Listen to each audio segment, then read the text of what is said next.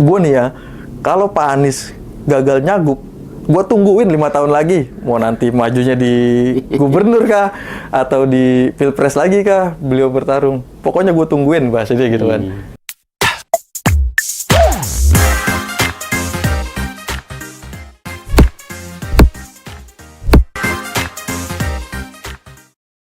Assalamualaikum warahmatullahi wabarakatuh. Ketemu lagi dengan saya Muhammad Konsin Amirullah di podcast Pejuang. Podcastnya para pejuang. Pejuang apa saja?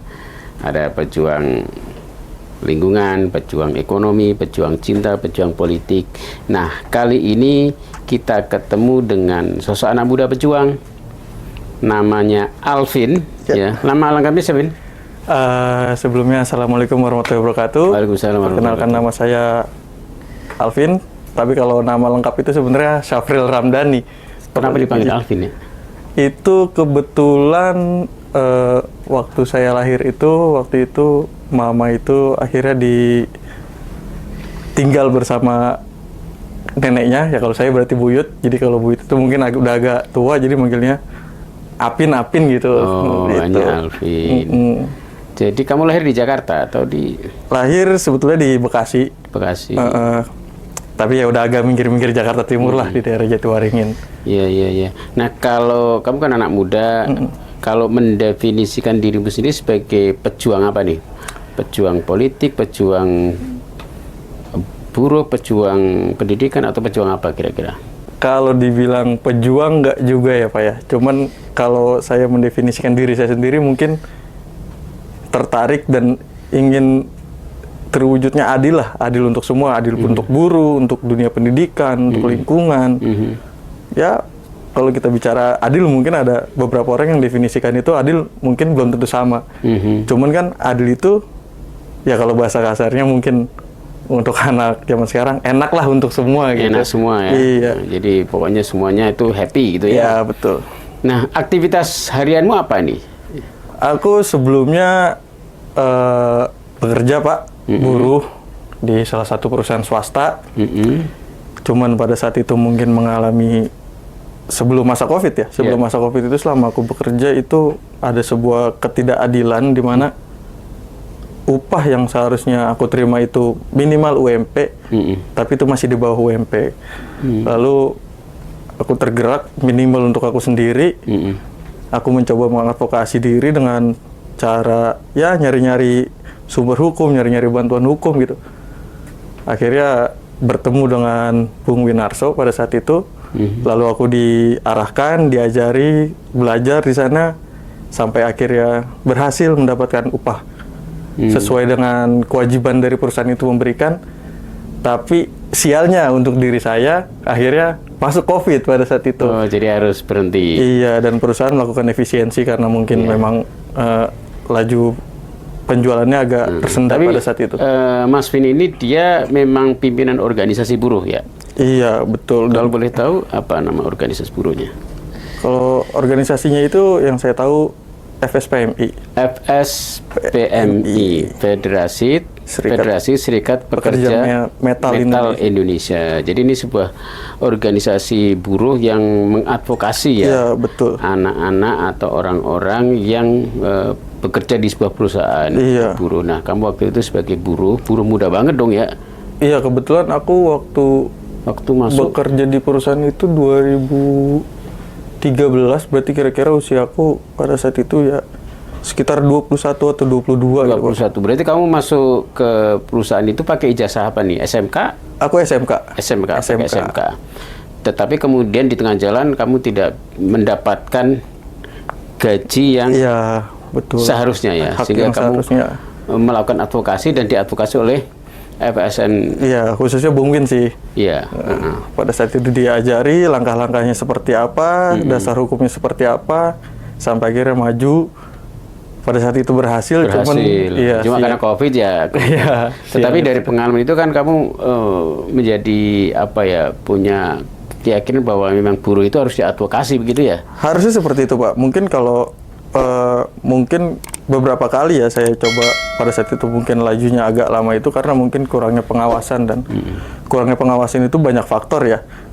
Sampai akhirnya saya berpikir kalau menggantungkan ke orang lain kayaknya agak sulit nih. Sampai akhirnya kita harus mencoba berinovasi kan. Kita harus melatih diri bagaimana caranya kita kalau memang ada sesuatu hal yang menimpa kita bisa menyelesaikan itu sendiri dengan ya salah satu kuncinya mungkin belajar ya. Mungkin kan saya bekerja di perusahaan yang dalam tanda kutip nakal itu Pak, kurang lebih sekitar... Ini perusahaan dalam negeri apa perusahaan asing? Perusahaan dalam negeri. Dalam negeri. Okay. Itu sekitar 7 atau 8 tahun. Dan sebelumnya itu saya memang minim tuh pengetahuan tentang ketenaga kerjaan ya. Khususnya tentang hak dan kewajiban. Sampai akhirnya saya coba-coba cari, belajar kan dalam artian kan. Akhirnya, ternyata harusnya seperti ini loh. Harusnya seperti ini loh. Cuman pada saat itu mungkin masih minim ya. Alur yang harus ditempuhnya seperti apa. Oh, jadi kamu udah 7-8 tahun bekerja ya? Iya, betul. Jadi sejak umur berapa itu kamu mulai bekerja itu ya? Itu saya di 2013 akhir kalau nggak salah sekitar 21 atau 22 itu Pak. Atau lebih muda lagi mungkin. Iya. Nah, sekarang kamu aktif di Partai Buruh gak sih? Apa di... Aku kebetulan enggak sih. Cuman pada saat itu mungkin ya ini pentingnya juga ya Pak. Anak muda itu kan memang harus benar-benar melek politik ya. Karena suka nggak suka semua yang ada di tubuh kita kan memang hasil politik. Yang kita pakai ini kan baju, pakaian itu kan semua ada pasar itu kan yang mengatur kan ditentukan lewat politik. Lewat politik, betul. Iya.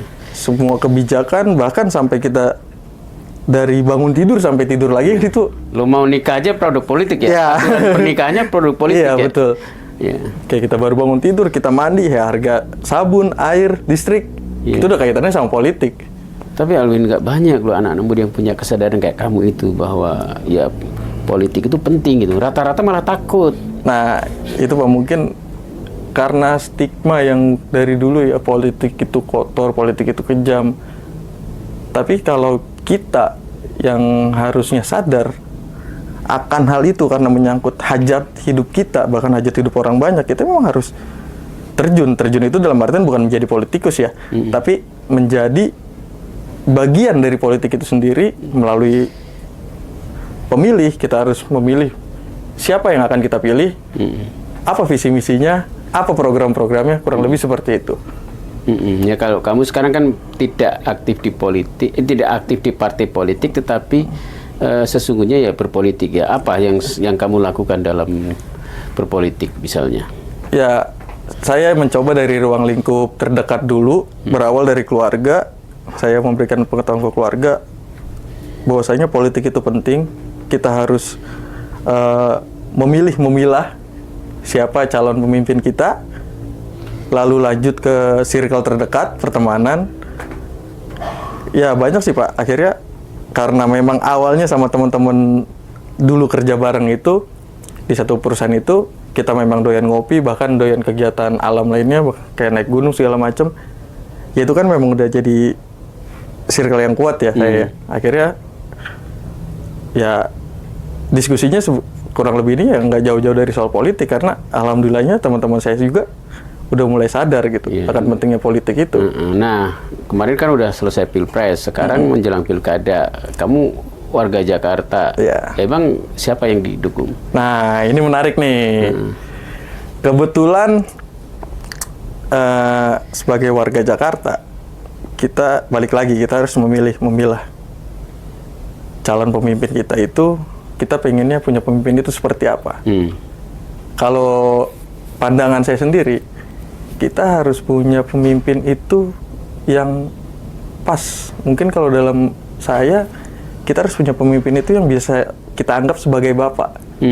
Karena balik lagi hubungan, kalau kita bicara kita menganggap dia sebagai bapak, insya Allah dia menganggap kita sebagai anak.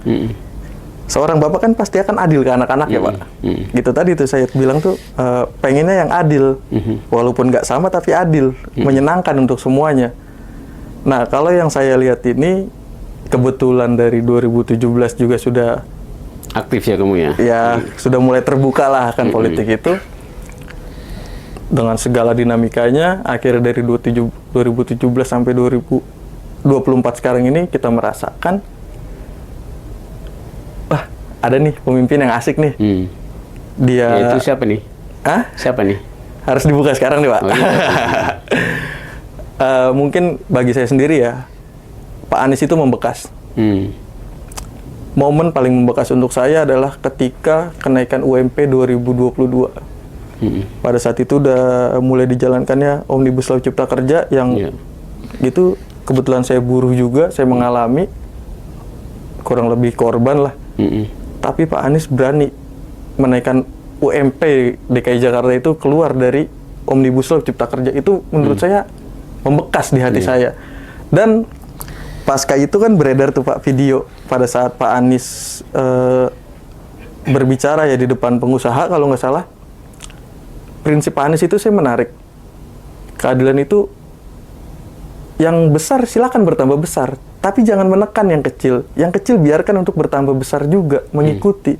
Itu menurut saya menarik gitu, karena wah ini bapak banget kayaknya nih sosoknya nih. Karena ya nggak ada ketimpangan kan. Kalaupun ada ketimpangan mungkin itu memang harus dibenahi juga. Tapi langkah dari omongan itu yang dibicarakan itu paling tidak bisa mengurangi kesenjangan itu kan, karena yang besar silakan bertambah besar, tapi yang kecil boleh bertambah besar juga. Jadi membesarkan yang kecil juga. Kan, iya, gitu ya. Itu menarik. Nah, kembali ke soal tadi ya, 2022 Omnibus Law beliau itu gimana sih waktu itu Omnibus Law itu kebijakan Omnibus Law tentang gaji itu gimana? Lalu kemudian Pak Anies kok berani melawan itu sebagai gubernur? Setahu saya pada saat itu Pak Anies sempat mengeluarkan SK gubernur terkait kenaikan UMP itu. Memang awalnya mengikuti kalau nggak salah itu PP 35 atau PP 36 turunan dari Omnibus Law itu. Tapi Pak Anies dia punya pandangan lain mungkin ya terkait ke wilayah dia waktu pada saat itu yang dipimpin yaitu DKI Jakarta. Dia melihat potensi lain, wah ini seharusnya nggak segini. Iya, karena PP yang dibuat oleh pemerintah pusat waktu itu naiknya itu nggak masuk akal ya? Iya betul. 0, ya? Kalau nggak salah seingat saya 0,8 atau 0,8%. Iya. Itu kan kecil sekali ya. Kecil sekali, Jadi, Pak. kalau gajinya itu misalnya 2 juta, iya. Berarti kan nggak sampai berapa? Berapa tuh kalau 1% berarti kan 20.000 ya. Nah, makanya menarik. Itu nggak masuk akal. Lalu kemudian Anies membuat kebijakan yang sesungguhnya tidak mengikuti PP 36 atau 35 itu saya tapi lupa. Berpihak kepada buruh. Dan pada saat itu pengusaha ya mungkin awalnya saya nggak tahu ya, mungkin ada keberatan atau seperti apa, tapi toh pada akhirnya menerima juga ya. Iya. Dan itu jalan ya kebijakan DKI Jakarta waktu itu yang memang membuat kenaikan buruh secara proporsional, artinya normal ya, tidak terlalu kecil mungkin gitu. Pada saat itu kan laju ekonomi sudah mulai bangkit ya Pak, walaupun masih tertatih-tatih tapi kan sudah mulai bangkit. Dan anehnya lagi kan pada saat 2021-nya pada saat COVID sedang melanda hebat-hebatnya, tapi kan kenaikan UMP itu masih sekitar 3 atau 5%. Tapi kenapa pada saat begitu COVID selesai malah turun, kecil. Ya, jadi nggak masuk akalnya di situ. Ya. Jadi ketika COVID itu kenaikan upah daerah ya, upah minimum daerah itu normal. Begitu pasca COVID, harusnya kan ekonomi udah mulai normal. Iya, betul. Nah, oke. Jadi itu ya yang berkesan kamu. Dan kemudian kamu menjadi supporter, pendukung dan mengedukasi masyarakat ya untuk memilih Mas Anies. Apa yang dilakukan di lapangan ya sebagai anak muda? Ya, kalau bahasa saya sih, saya membuat simpul-simpul baru Pak dari keluarga juga pada saat Pilpres kemarin ya. Keluarga itu akhirnya saya deketin tante saya deketin om saya deketin nenek saya untuk memilih Pak Anies pada saat itu, karena orang tua bertanya pada saat itu apa sih alasannya gitu kan, Alvin ini buruh, dampak Omnibus Law itu pada saat buruh, mama kan ngerasain sendiri. Uang pesangon Alvin yang harusnya Alvin terima itu, kalau hitung-hitungan saya menurut undang-undang yang sebelumnya ya Pak, ketenaga kerjaan itu sekitar 120 juta. Tapi begitu adanya Omnibus Law, hanya terima 60 juta. Ketika kamu diberhentikan itu ya? Iya, betul Pak. Ini kan secara nggak berlangsung berdampak untuk mama. Iya. Apin masih punya adik, bagaimana dengan nasib adik-adik nanti? Iya. Nah, ini ada satu sosok, yaitu Pak Anies pada saat itu berani. Dan mungkin kita sudah cek keberpihakannya kepada buruh, mungkin kepada masyarakat menengah ke bawah juga boleh kita cek keberpihakannya. Pak Anies pada saat itu berani untuk minimal merevisi Undang-Undang Cipta Kerja itu, ya ini mah. Karena kaitannya kan kebetulan Bapak juga masih kerja. Iya. Masa Mama mau nanti nih, ayah loh ini yang terdampak juga gitu kan. Juga ya, Iya. kebijakan perburuan yang tidak berpihak kepada buruh itu ya. Iya. Oke. Jadi itu kan tadi di sekup keluarga, kamu berusaha meyakinkan keluarga bahwa ini loh dampak politik kalau pemimpinnya nggak becus kan, Iya, gitu ya, betul. gampangannya kan begitu. Terus misalnya kan kamu pasti punya komunitas, punya geng, punya mungkin teman, pacar atau apa itu. Nah, metodenya sih kurang lebih sama ya Pak, karena memang kebetulan di teman-teman saya juga pada masih aktif bekerja. Saya singgung itu dulu tuh, karena itu bersinggungan langsung dengan kelangsungan hidup dia kan. Dampak soal upah, dampak soal pesangon kalau amit-amit nanti istrinya atau suaminya itu ter-PHK. Harga bahan pokok, ya kita tahu lah Pak sekarang harga bahan pokok sepertinya sudah makin melambung tinggi. Ya pada saat itu program Pak Anies juga untuk bekerja di luar yang beliau canangkan soal cipta kerja ya pada saat Pilpres kemarin. Ada program-program yang untuk pekerja ya, Ya, kartu pekerja betul. itu kan? Kartu pekerja Jakarta. Iya, itu jadi waktu membantu apa ya? banget. Apa sih waktu itu manfaatnya ya kartu pekerja itu ya? Ya kurang lebih kan mirip-mirip KJP ya. Iya, kayak KJP ya, ada iya, tunjangan-tunjangan, kemudian ada kalau buat naik transportasi umum. ada diskon ya, ada. Iya, ada diskon betul. Ya itu kan bersinggungan langsung kan, kalau mungkin masyarakat kita uang itu agak sensitif ya Pak. Iya. Makanya saya masuk dari situ dulu tuh untuk mengedukasi teman-teman, pertemanan, komunitas itu lewat situ. Karena kebetulan saya kan sama teman-teman yang itu Pak suka naik gunung juga ya. Oke. Nah, ini kalau harga bahan pokok makin tinggi, kita ongkos naik gunung makin mahal juga loh. Iya. Kurang lebih seperti Iya, itu iya. Pak. Nah, anak muda kan dia juga suka main sosmed nih, Iya, ya kan? Lu main betul. TikTok kan? TikTok ya agak kurang sih, cuman lebih banyaknya di Instagram sama di X, Twitter. Iya, di Twitter. Nah, di situ ngapain aja? Ya kalau saya sih satu, saya coba mungkin kalau bahasa itunya propaganda pada saat Pilpres kemarin kan ya. Nah pada saat ini juga saya mulai coba-coba nih untuk propaganda, untuk menaikkan konten-konten yang menyangkut dengan Pak Anies, program-program yang akan diusung Pak Anies. Karena menurut saya sendiri menganggap serius Pak Anies insya Allah dapat tiket untuk menjadi calon gubernur, dan saya sendiri optimis Pak Anies bisa memimpin kembali Jakarta ini. Makanya saya coba untuk menaikkan konten-konten yang memang ya salah satu niat saya untuk propaganda. Bahwasanya masyarakat harus mengenal Pak Anies, masyarakat harus mengenal program-program Pak Anies, masyarakat harus mengenal visi misi Pak Anies. Karena menurut saya itu penting, karena balik lagi kita harus menjadi pemilih cerdas. Salah satunya kan seperti itu Pak. Kita jangan asal memilih seseorang berdasarkan popularitasnya saja. Kita harus tahu juga program-programnya apa, program-programnya berpihak kepada siapa. Itu lebih menjadi concern saya. Dan kalau untuk Pak Anies ini, kebetulan kan saya sudah merasakan sekian tahun saya bekerja di Jakarta. Ada buktinya ya? Iya, betul. Saya merasakan langsung gitu, Pak. Tapi kan ini belum tentu berlayar nih, kan lagi ramai.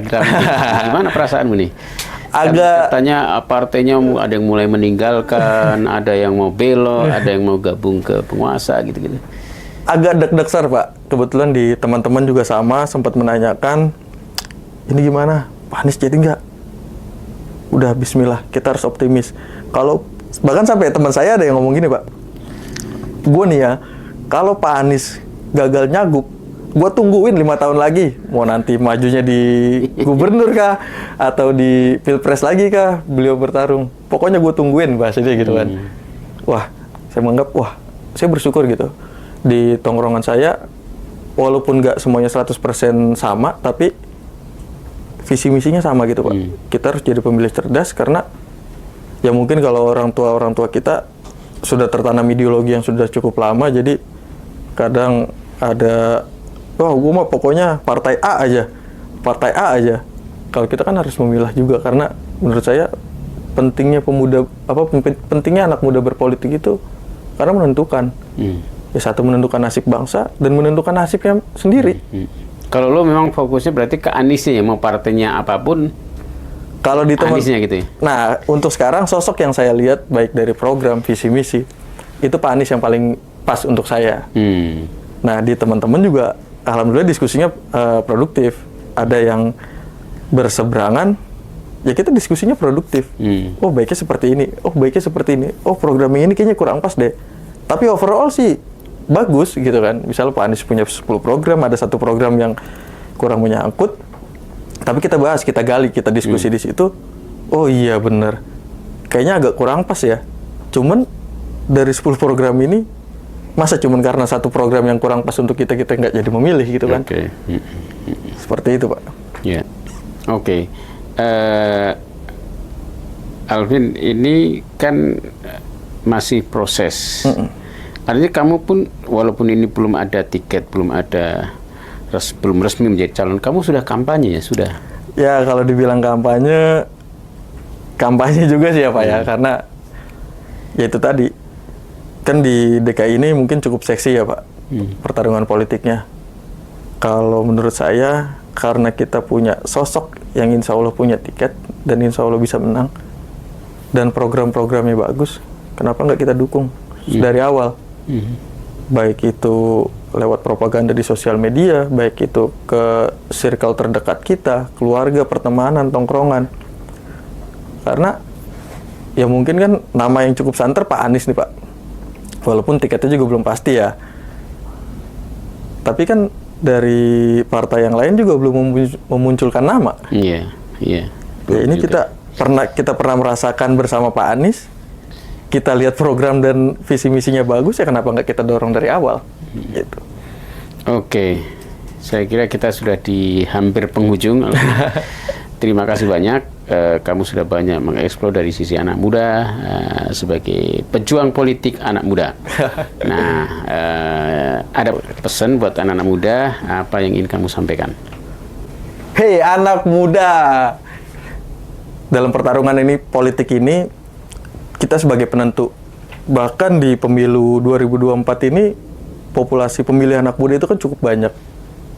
Kita sebagai kaum yang lebih terpelajar, lebih mengerti, kita harus menjadi pemilih cerdas. Cerdas itu cerdas memilih tokoh, cerdas memilih tokoh berdasarkan visi misinya, cerdas memilih tokoh berdasarkan visi misinya, program-programnya, itu harus pas. Bukan hanya untuk diri kita sebagai anak muda, tapi juga untuk keberlangsungan generasi yang akan datang dan generasi yang di atas kita. Baik itu orang tua kita, kalau ada yang masih sekolah tapi sudah mempunyai hak pilih, ingat, pilihan politik Anda akan menentukan masa depan Anda. Karena orang tua Anda masih belanja, dan belanja itu keputusan politik. Oke, cukup sekian Pak. Siap. Terima kasih Alvin atas waktunya, kesempatannya, dan akhirnya kita tutup dengan yel-yel. Pejuang bukan, Hadapi.